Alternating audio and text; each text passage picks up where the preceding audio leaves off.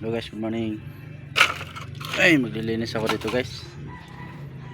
Liligpit ko yung mga basura.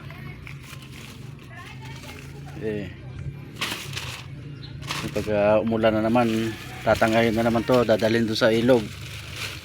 Tapos tatanggayin naman ang ilog papunta ro sa dagat. Kaya kailangan linisin muna natin ang mga basura natin guys.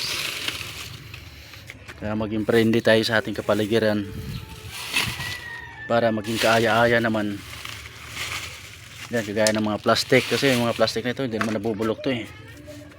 Ngayon kapag umulan, tinatangay ng tubig papunta rin sa ilog, wala, diretso na yan doon sa dagat.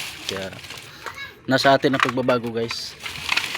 Kailangan linisin natin yung mga basura natin, lagyan natin sa tamang lagayan at ilagay sa tamang tapunan, kasi meron dito nangungulikta sa amin ng basura eh. So yan lang guys. Sa mga ibang araw naman, maraming salamat sa panonood.